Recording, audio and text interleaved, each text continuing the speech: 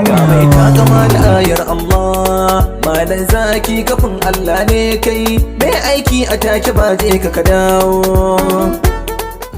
Salamu alaikum masu kallon mu, mutanen ƙasanmu Ghana da mutanen ƙasanmu Najeriya, dukanmu ɗaya ne, duk duniya guda ɗaya ne. Sunana Awwal Isa West, ɗaya daga cikin jaruman Kannywood masu shirye-shiryen sana'ar wasan Hausa. To, ‘yan uwana, wani ci gaba ne Allah ya sa muka samu da ƙarin ɗaukaka kaman irin na Mallam Zaki. Shahararren malamin nan mai yin komai da ikon Allah.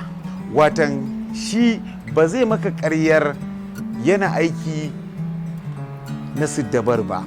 A'a, komai nashi Allah yake roƙo kuma Allah yake biyan bukata. Watan kuma kaɗan da abin cikin wani farin ciki da nake so in gaya muku. Mallam Zaki yana tashi kafa da kafa, yana zuwa garurruka, gidan gyaran hali da asibiti da gidan marayu da asibitin mahaukata. Watan yana taimaka musu da addu'a da wani abu a aljuhun shi don mutum ya samu lafiya. Kaɗan daga cikin aikin Mallam Zaki, idan cuta na damunka ta shafar iskokai, ko ciwo na damunka wanda an rasa mai ke damunka, ko kana neman taimako ne da addu'a na harkar business ɗinka, kasuwanci ne, siyasa ce, to gaba ɗaya ka zo ka kai kukanka wajen Allah, ka kawo kukanka wajen Mallam Zaki. Cikin ikon Allah za ka sami biyan bukata. Sannan kuma ina so in sanar da ku, saboda kun san duniyar ta canza, rayuwa ta canza.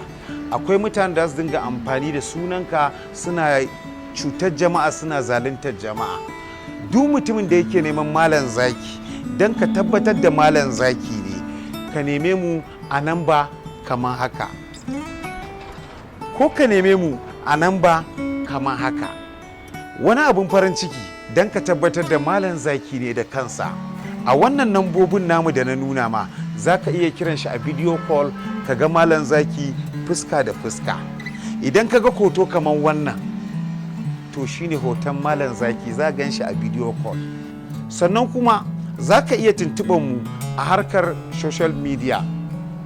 Muna da channel ɗinmu mai suna Sak Bacha TV, shine YouTube channel ɗinmu. Za ka iya tuntuɓar Mallam ta nan, ko a ɗaya daga cikin wa'annan nambobi namu za ka iya contacting ɗin shi, amma ka tabbatar da ka ga hoto kamar haka, shine na Mallam Zaki, saboda gudun 'yan wankiya da rabbana.